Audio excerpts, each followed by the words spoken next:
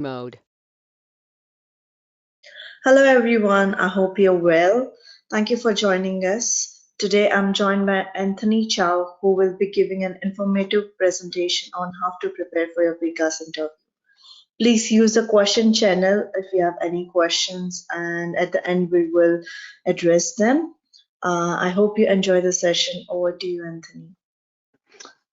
Yes, thank you very much. Welcome everybody to this session with regards to preparing for your Pre CAS interview.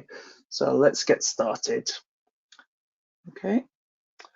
So in terms of the Pre CAS interview, I'm just going to quickly go through, what it is and why it's important to do this. So as you're all probably aware, anybody who is applying for a student visa to study in the UK may actually be required to undertake a credibility interview with UKVI. Okay, so as such, we do these Pre CAS interview interviews for the university to really just make sure that you as potential students are prepared to be able to pass such a credibility interview, but also making sure that you are also prepared in sort of different situations, such as potentially being stopped by border control, because it does happen, and so that you are able to have this conversation with them, demonstrate your intentions about coming to the UK and so forth there. So by doing the Pre CAS interview with UL, we want to obviously see whether you are able to pass that UKVI credibility interview, but also just demonstrate, that you are a genuine student as well, because that is one of the fundamental requirements that UKVI look for when doing such interviews. Okay, so that's why it's important and why we do it. So knowing that you have to do one of these Pre CAS interviews, well, what will UKVI ask? Well, they can ask any sorts of questions really, but the most fundamental sort of thing is trying to understand, well, why do you want to study?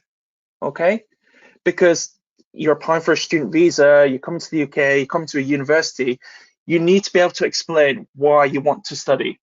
So you need to reflect upon your experiences, okay, events or influential individuals that have sparked your sort of curiosity and led you to pursue this field of study that you want to do at UEL.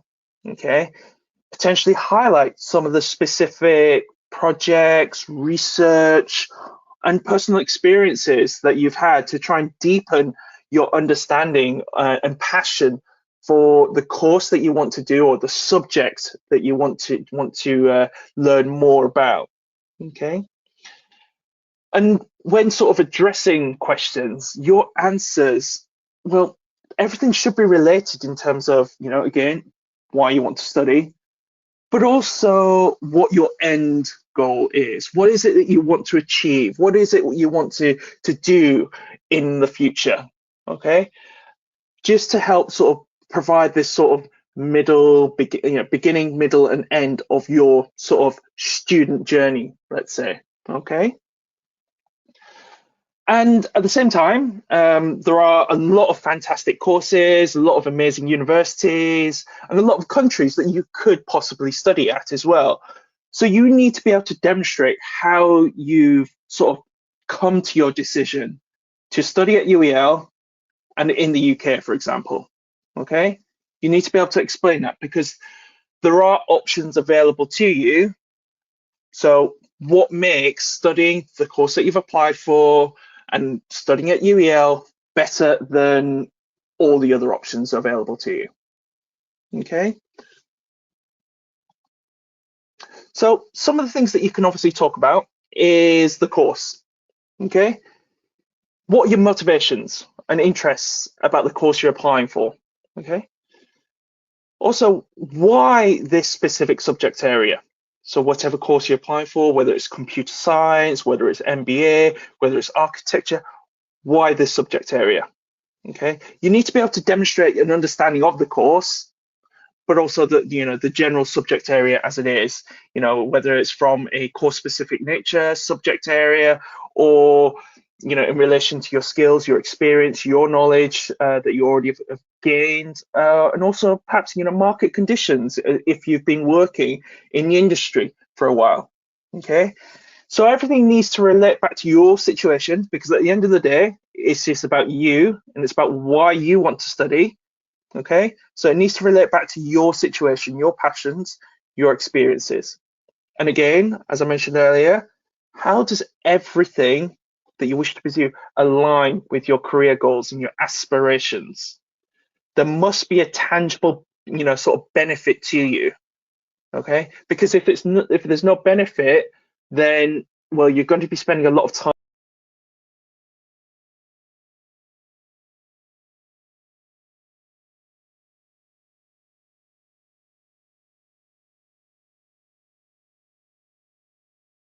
skills that you'll gain from studying the course, studying the modules that are on your course. Okay, so when we say skills and knowledge, try to get an understanding of what you'll gain from the course you're applying for. It needs to be specific. It needs to be relevant. Okay.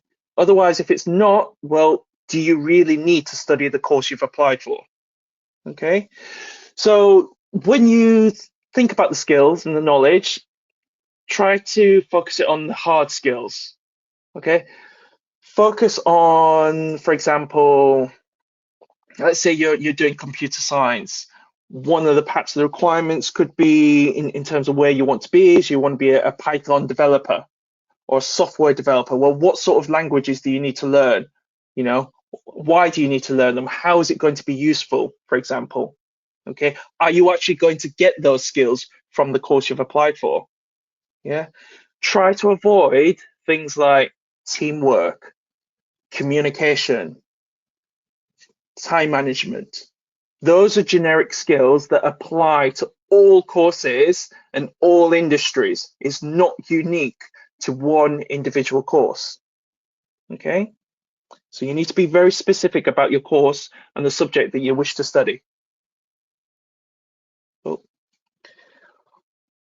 okay. So you could also talk about the university. Yeah, there are a lot of great universities out there. So why this particular university? You could think about the location. Yeah. So, well, UEL is one of many universities in London. So if you're looking to sort of be based in London, well, you think, well, what other universities are in London? Okay, so you need to obviously research about other universities in that location that you're interested in. Okay, you may have looked at other universities outside of London, for example. But again, well, why have you decided to study at UEL in London versus another university outside of London? Okay, think about it that way. Think about the facilities. Okay, how will those facilities help you achieve your goal? Yeah, is it related to your course that you'll be studying? For example, we hear a lot of people talk about the great work and the great facilities of the psychology department. But when we look into things in a bit more detail, people are doing a MBA course. So talking about facilities that are not related to your course, why is that relevant? So when you're talking about things, make sure it's related to you, your goals, your desires, but also your course. Okay. Think about what facilities other universities have. Okay. Maybe they've got some better facilities than UEL and vice versa. We don't know, but you need to talk about it. Do that comparison, get an understanding of what's available to you to help make your decision of doing your course at UEL. What I would also say with regards to this is try to, again, focus on things that are specific. For example, we hear a lot about the 24/7 hour library that UEL provides. Yes, UEL has that, but so do a lot of other universities. So is that a unique selling point? Not if everybody's doing it. Okay. You could also talk about the tuition. How much it costs you to study at University of East London versus other universities. What are you getting for your money? Yeah.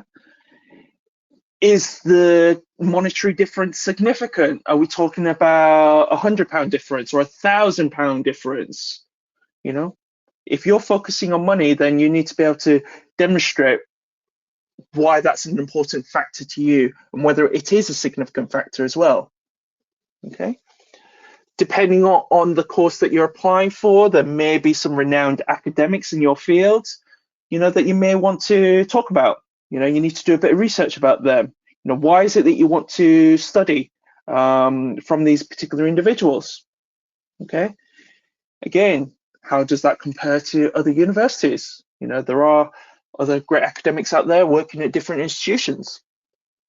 And also the ranking. You could talk about the ranking, with regards to the overall ranking of the university, or it could be specific to your course, for example. I know that a lot of people quote QS World Ranking stating that UEL is ranked from 801 to 1000. Well, that's a range of 199 places. That's a big range. But also at the same time, if it's ranked, let's say 801, there are at least another 800 universities ranked higher. So if ranking's that important, have you looked at the other universities that are ranked from 1 to 800? And why would you not want to study there if ranking is an important factor to you?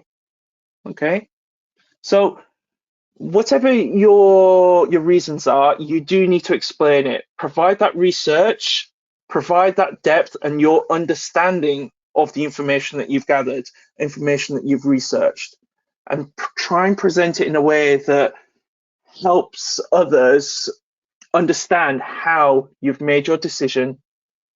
Okay. Other things that you can talk about, obviously, qualifications. Well, what was your last qualification? When did you complete that course? Okay. So when talking about your previous qualifications, you want to give an understanding to others, like in terms of timeframes of when you did it. So include the month and the year.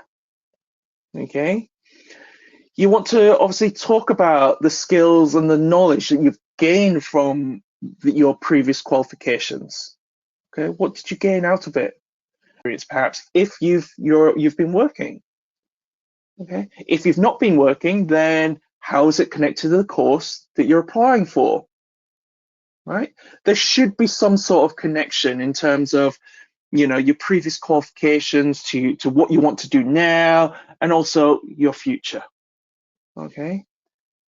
But at the same time, if you've, for example, done, let's say, an undergraduate degree or a BSc and so forth, or even high school, well, think about some of the skills and the knowledge that you've acquired. What have you acquired? Why, what is it that you want to develop? What skills and knowledge have you identified in lacking, perhaps? And just try and see, well, obviously, how are you going to get those skills from the degree course you've applied for? So yeah, as I mentioned earlier, try and focus on skills and knowledge that are important to you, but also specific to your course. Okay.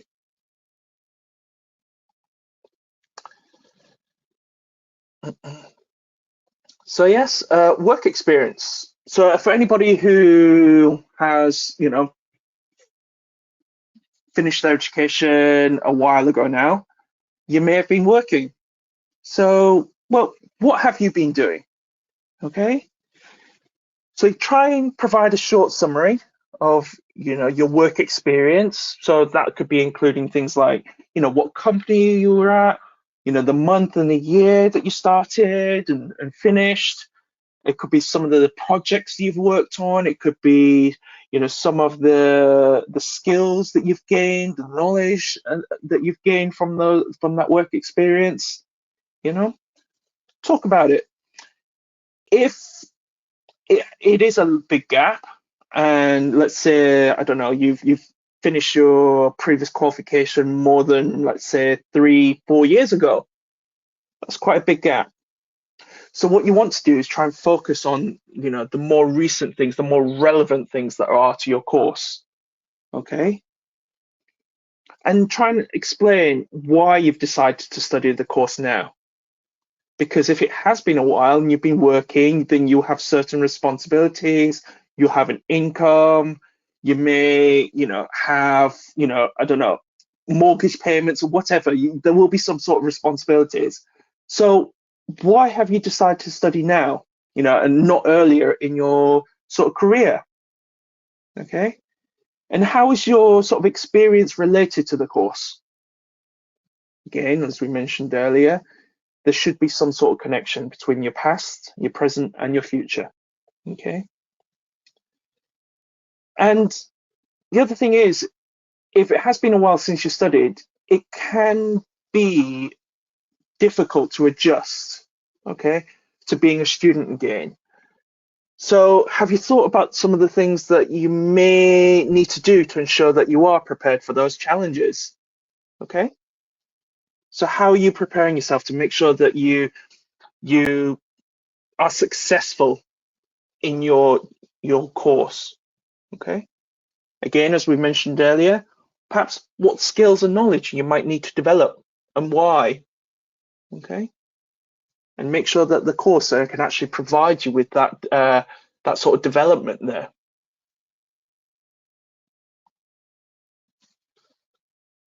Okay. And obviously there must be an outcome. There must be a beneficial outcome to you. So you need to be able to talk about your career aspirations, your goals. Okay. So perhaps depending on your experience, think about what sector you want to work in. Okay. It could be like the pharmaceutical or the automotive, industries, could be the chemical, electronics. There are so many different industries out there, and depending on your interests and your experience, you may gravitate to one or another. Try to explain why you're interested in that. It could be that you, for example, you do an MBA, which works across all industries. Okay, what interests you? Okay. But thinking a bit more deeper, then are there specific companies that you wish to join? What's attractive about those particular companies compared to others? Yeah, we hear a lot about individuals wanting to join, for example, large multinational companies. Okay, well, what is the benefit of working for a multinational company versus a small medium enterprise? Okay, particularly if you're starting out, what's the benefit? What's the advantages, disadvantages? Some may say that, yes, being in a multinational company, you get the recognition factor there because, a lot of people will know that company. But maybe, in such an organization, you'll be pigeonholed to doing small tasks, repetitive tasks, versus a small medium enterprise where, yes, maybe less well known, but from a hands-on perspective, you may be involved in projects a lot more. You might be doing things in different sort of departments and getting an understanding of how the company works fully. So there are always going to be positive and negatives, but what is important to you? So you need to be able to communicate why you want to work for one company over another, etc. Okay. Some of these things could be, it could be based on your experiences. You've worked for a particular company, but from your experience, the competitor is much better. They treat their staff better. They offer better benefits, for example, or the culture's better. It could be things like that, but you need to be able to talk about it, draw upon your experience. And if you don't have experience, obviously draw upon some research that you do. Okay. But if you're going to be talking about companies, then you need to talk about, the jobs that you would like to do as well. Okay. Again, as we mentioned earlier, focus on some of the skills, the knowledge, experience that these companies or these jobs require. Do you have that experience? Do you have that knowledge? How are you going to get that to be first in line for that role, for example? Okay. So you need to be able to talk about these things, and a lot of the responses that in terms of the way of addressing is to providing that detail there to others so that they can understand your situation. And that's really important there, because it's your responsibility to demonstrate to the interviewer your thought process and why studying is so important to you. Okay.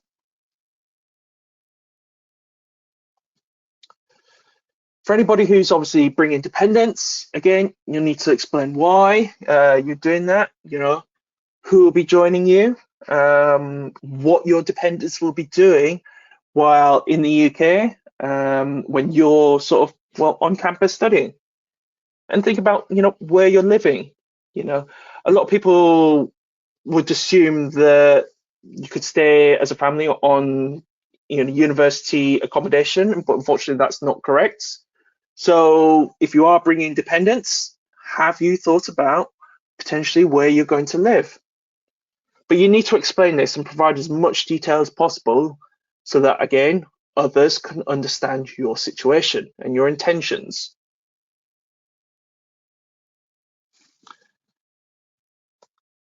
You may also be asked about your previous immigration history. Okay. Whether you've received a visa from another country or not, or you've breached visa rules, or you've received visa refusals, you need to be able to explain this.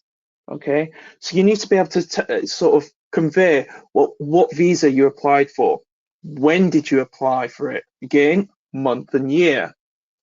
Okay, you need to be able to convey,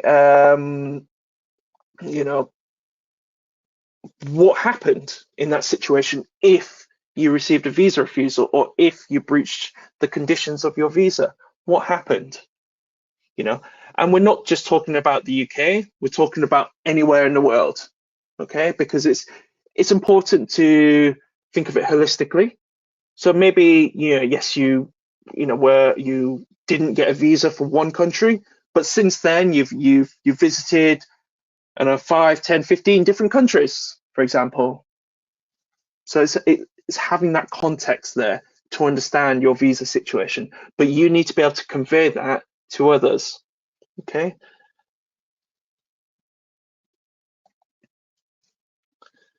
UKVI may or may not ask about your living arrangement. Okay, but it's important to be aware of it, because you are traveling, very far from your support network, your friends, your family. So where do you plan to live? How far is it from the campus? How long will it take you to travel to the campus, and potentially how much will it cost? So think about these factors. You may even want to go as far as thinking about exactly how you're going to get onto campus, whether the exact sort of bus you'll have to take, or the train, or whatever, however you're going to get on campus. But there are important factors to consider, because at the end of the day, the classes are on campus and you are expected to be on campus. So you should really be living within a reasonable commute from there. Okay. Other factors you may want to consider are, how much will it cost? And are bills included, or do you have to pay them separately?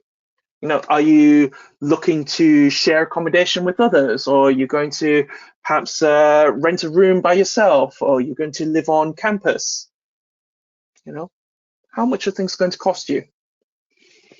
And the reason why we mention this is, we all know that since COVID, inflation has been running rampant. So the cost of living has actually increased, So, are you prepared for this? Do you have enough? Have you thought about how much things like food would cost you, or amenities, or just general living costs. Yeah, because everything has increased. Okay, but it's just being very mindful of these factors, because like I said, UKVI may ask you questions about this, and being able to talk about this confidently puts you in a good position.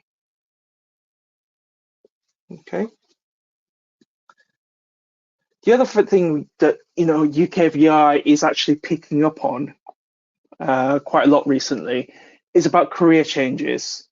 So if you've, certainly someone who has been working for a number of years, or you're just changing your sort of subject specialty,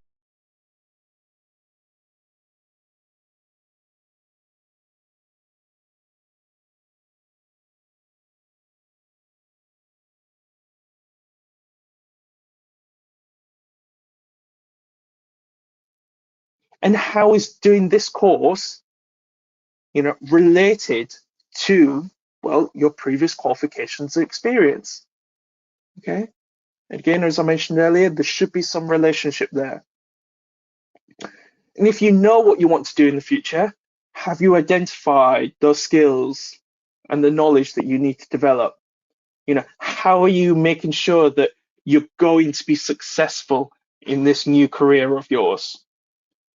Okay. So you need to be able to discuss what you're going to be learning from the course, and how those skills, that knowledge is important in helping you achieve your goals there. Okay.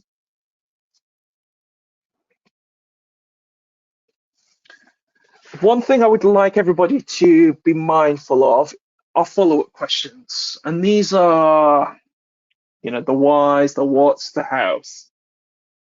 Okay, because depending on the strength of your answers, an interviewer may ask you additional questions. And this is no different to any conversation you have with anybody else. If somebody doesn't understand what the other person is saying, the immediate reaction is, well, to ask a question. So before you allow anybody to ask you questions, you need to ask those questions of yourself. Okay? So think about them, analyze your answers, put yourself in the position of the interviewer. Okay? So because if you can do that before anybody else asks, well, you come across more competent, more knowledgeable with regards to the course, your future plans, etc. So try to think about it from the interviewer's perspective and ask these additional questions before they do. Okay. So roughly now what UKVI will ask, how to identify additional questions as well, but how do you structure this? So the best way I can explain it to anybody is with the P technique. Okay. So firstly, what is the point that you're trying to make? Okay. Next, evidence. Well, what information do you have that's reliable and credible that you're basing your sort of decision around? Okay. And when we talk about sort of evidence, we're not talking about what your friends have said, your parents, etc.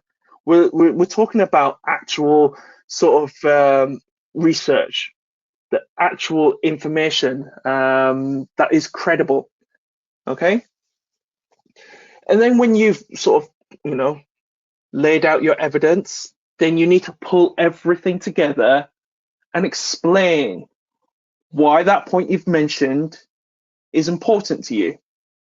So this is the justification side. This is how you explain yourself and make sure that others understand why that point you've mentioned is important.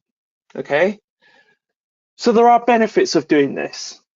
Okay. It will help you structure your argument, and it will focus your ideas.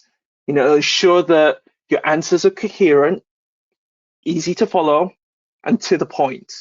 Because remember, in an interview situation, you have a limited amount of time to explain yourself.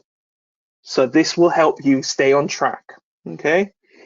But it will also let others, particularly the interviewer, know that you understand the question, okay? But also, if this is important to be able to do it in such a way that it helps you sort of explain yourself, it allows you to relax because you know what you want to say already, and it helps you to sort of, I guess, make your points and your story come alive a little bit more. And by presenting a little bit of your personality, people are more likely to gravitate towards what you have to say and take you more seriously, for example. Because I'm sure that you've probably had conversations with others who very shy, don't want to talk, and it's very difficult to sometimes understand what they want to say. So please try to use this technique to sort of help you prepare for such interview questions, okay? So there are a couple of preparation techniques that I think everybody should always take on board. One of them is to enlist your friends or colleagues to ask you sample questions, okay? And basically, it's having an interview scenario without the formality too much. You may want to do it more formally, that's up to you, but it's important to get others to ask you those questions because maybe they will help you identify on areas that you will need to work on. And it just gets you comfortable sort of talking in an interview situation within that sort of 2 to 3 minute time frame that is typical of an answer, okay? It'll practice making eye contact as well, okay? Because if you're making eye contact with the other individual, it makes them feel more comfortable, that you are engaging with them, that you are listening to what they have to say. Now, the Pre CAS interview with UEL, this is all done online, but it doesn't mean it's any less important. So when you're recording yourself, look at the camera, okay? Look at the camera as if the interviewer is in front of you, okay? For those who are very nervous about interviews, you may want to record yourself. Watch it back later, see how your body language is, see what your answers are, etc. Maybe you can help improve your own interview by watching it back on your own. It also practicing will also help you eliminate verbal fillers, so things like ers and ms. Generally, when people do this too much, it's because they're not prepared, and they say these filler words to give them more time to think about what they have to say, okay? But you want to obviously deliver your answers confidently and use that time wisely. So by eliminating these fillers, you can get directly to the point of what you want to say and explain it, okay? Obviously, positive body language. Well, all the interviews are recorded, so if you're being positive, that's a good sign. It also helps yourself be a bit more confident as well. Keep a steady pace while speaking. I know a lot of people speak fast, and particularly when they're nervous, but you've got to remember that you're in an interview situation. If you speak too fast, well, the chances are the person on the other end is not going to hear what you have to say. So make sure that you control the pace at which you're speaking, okay? And also, answers typically should be about 3 minutes long, and that's plenty of time to give your point, your evidence, and your explanation, okay? Explanation is probably the most important part there as well. And within each question, you should have about 2 or 3 points that you really want to talk about for that question. So different questions will elicit different points and different explanations. But overall, your answer should be about 3 minutes long. Okay? And just a recap, some of the things I want you to do on the day.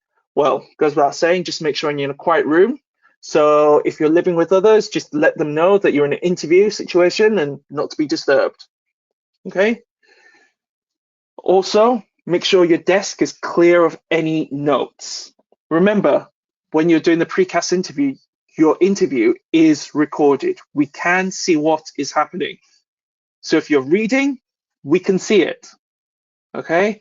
And also, if you're having an interview with UKVI, you will not be allowed to have notes. So get rid of them, put yourself in a good position to be able to deal with that scenario. Okay? Make sure your webcam and your audio is working, because, hey, if it's not working, well, you'll have to do the interview process again, and that will delay decisions. Okay? Close any windows, tabs, or anything else on your computer that you do not need. This will help you avoid the risk of reading, because if you are reading and it's very obvious, likelihood is that you will fail your interview. So please don't read. Okay. Other things are just to make sure that your internet connection is working, because again, it's all done online. So if your internet connection is poor, make sure you go somewhere where it's better. Otherwise, the recording of your interview is going to be poor, and you will have to, well, do the interview again, which delays the decision. Set your phone to silent. You're in an interview situation, so your phone should not be, on. It should not be near you. So set it to silent, put it away until you're finished. This interview should only last you about 30-40 minutes. Okay. And lastly, just make sure that you are actually in a room with adequate lighting. Because if we cannot see you, we cannot confidently say that you are the individual who's supposed to take the interview. And if we can't say that, then again, you have to do the interview again, and it will delay the process. So make sure you're sitting in a room with adequate lighting that we can see you. Remember, it is an interview situation. Okay? So yeah, some of the common mistakes that we tend to see, and I think everybody needs to be aware of this so that they can prepare, better prepare your answers, is, well, we see a lot of repeating of information from the website and the course specification. And when I mean repeating, it is literally reading off the website or the course specification word for word. We are fully aware of what information is on the website, okay? And so is UKVI. So repeating that information does not do you any benefits. Try to interpret it in your own words, okay? Other aspects is not researching about other options, other courses or similar courses or other universities. Remember, we mentioned earlier about the other options available to you. You need to be able to demonstrate the sort of positives, the negatives of other options that you're considering. What makes one better than the other? Because there are some good universities that do some things better, some not so much. But how did you come to that decision? Okay. We also see a lot of people making generalized statements like UEL is the best university in the world. That may be the case for yourself, but why is it the best? And again, this comes down to your evidence and your explanation. Okay. Answers generally not related to studying. Remember, you're applying for a student visa. So therefore, you are going to have to study, or you're going to be studying. So therefore, your answers should be about studying, the benefits and benefits of studying as well. Okay. We've mentioned earlier about study gaps, obviously making sure that that's well explained. And then obviously making, insufficient number of well explained examples. Okay. You need to have, like I said, at least 2 to 3 different examples for different questions. Don't use the same example for all types of questions. For example, I've seen, let's say, MBA students who say the reason why they've applied for the course is because of the module marketing in the digital age. Okay, and they talk about that. But then that's the reason why they've applied to the university. And that's the reason and that's how it's going to benefit them for the future. Well, using that same point for 3 different questions, for examples, doesn't demonstrate that you know enough about the course and the benefits to you and your future. So try to have different examples for different situations, and these must be well explained. So you shouldn't really need to provide more than 2 or 3 well explained points for each question. Okay. So that's the bulk of the sort of presentation. There's a couple of examples here that I've got in terms of, I guess, well, these are sort of answers that people have provided previously but have received a visa refusal. So in this particular scenario, UKVI has asked them, well, why did you choose to study at the University of East London? And this individual has talked about being ranked in the top 200 young universities in the world, international support, visa advisors, on-campus accommodation. Do you know what I mean? They're all points. None of that is explained. None of that is evidenced. And it's not really related to their course or to the subject material that they wish to study, for example. It's very generic, very vague. Okay. We've got here about, what advantages does University of East London have over other universities? So this is what we talked about looking at other options. In this particular example, the individual, all they've done is, essentially talk about UEL. There is no evidence here of researching about other universities, essentially what the question is asking. So they've not addressed the question. Okay.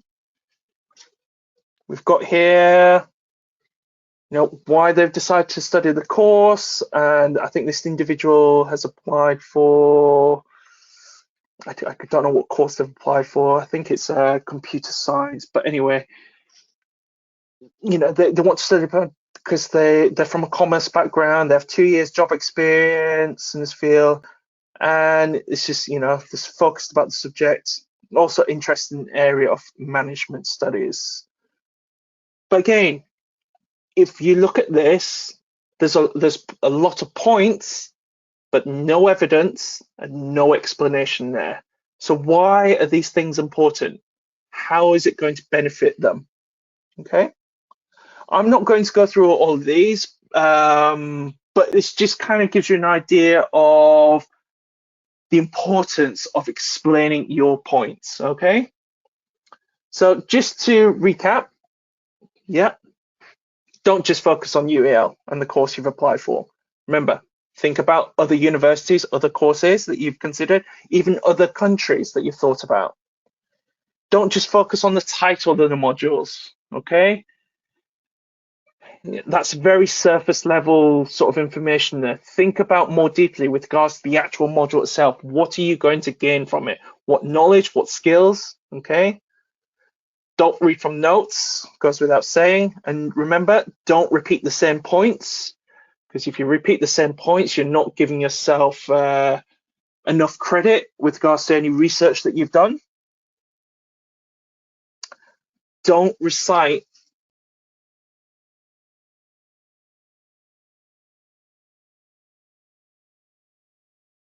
information from the website or the course specification. Interpret what that information is. Put it in your own words. Why is it important to you? Okay.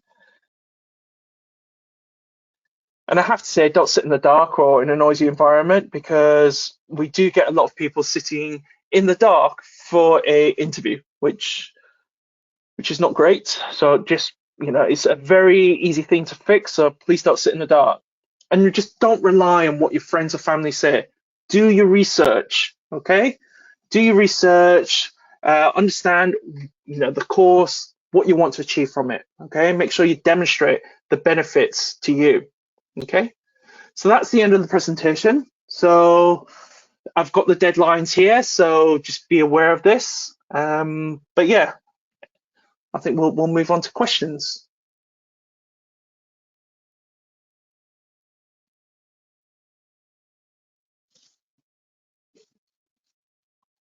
Okay. Okay, that's the end of the presentation, Jancy. Yeah, Janvi.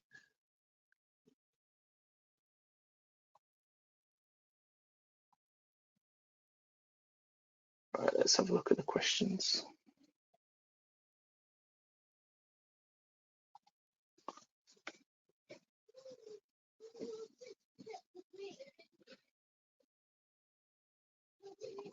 Okay, so I've got here a question here about bank statements. Unfortunately, that's not something I would be able to address here, because this is specifically about the Pre CAS interview. If you need more information, I would advise you to get in touch with your regional manager for your areas, and they will be able to sort of guide you through it and help with your documents there.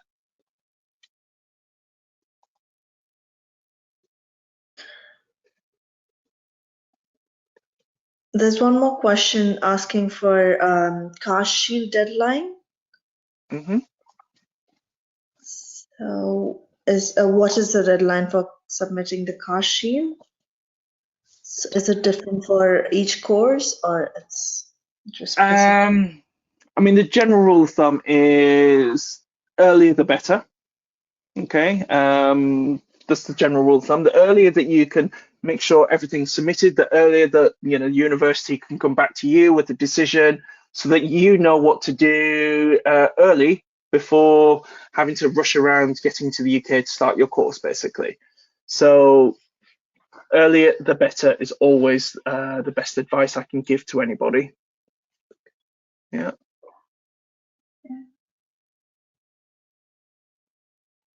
Okay. Yes. All the questions are already answered in your presentation. Okay.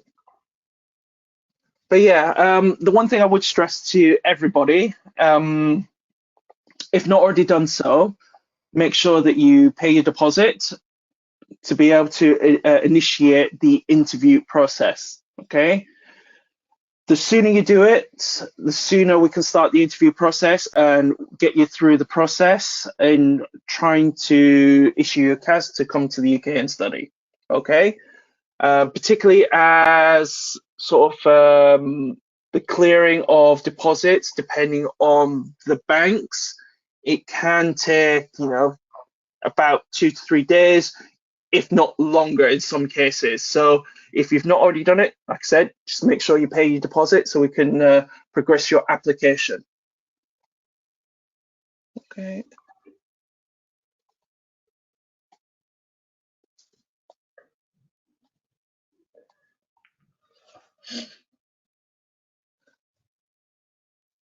Okay, so I've got a question here with regards to a mock Pre CAS interview. Yep, that's with the preparation team.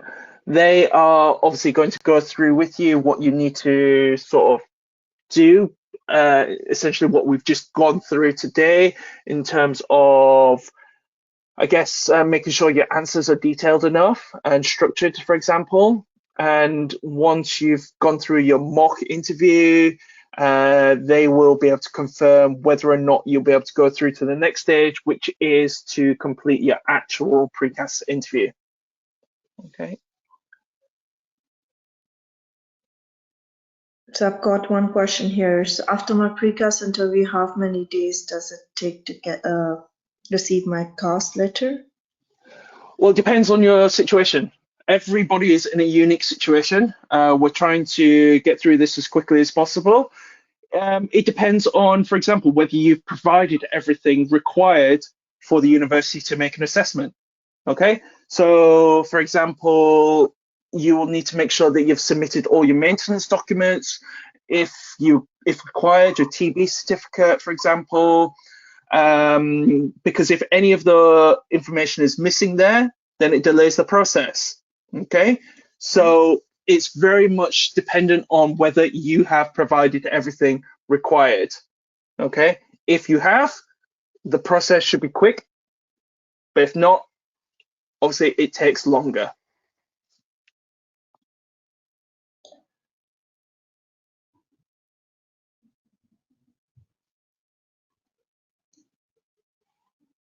So there's one more question. How many mock interviews do the university? In terms of mock interviews, that's dependent on our preparation team. Okay, but in terms of the actual interview itself, no more than 2 attempts. Okay, with the actual pre-CAS interview, no more than 2 attempts. So make sure that you are fully prepared, and then you just hopefully do 1 interview. We just need to make 1 decision, and then we can move your application forward. But if you're not prepared, again, that will delay things. So make sure you do your research, make sure you practice, so you're confident enough to undertake the pre-CAS interview. Okay.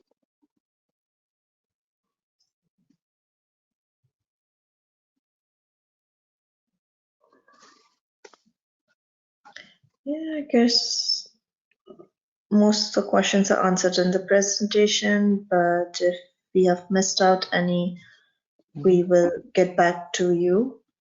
Yeah, just seen a message that said the pre-CAS, the deadlines may be incorrect. So yeah, these were the initial deadlines. But as ever, don't wait until the deadline to do things. If you really want to study, make sure you do everything early, so you get the decisions early, and you can rest easy knowing that you're in the UK in January rather than before the semester starts rather than in the semester when you potentially miss a week or 2 of lectures. Okay, so try to get everything done early. That's the only advice I have to give on that. But yeah, I think we've covered all the questions, haven't we? Thank you so much, Anthony. And I'm No sure problem. we have answered almost all questions, and if not,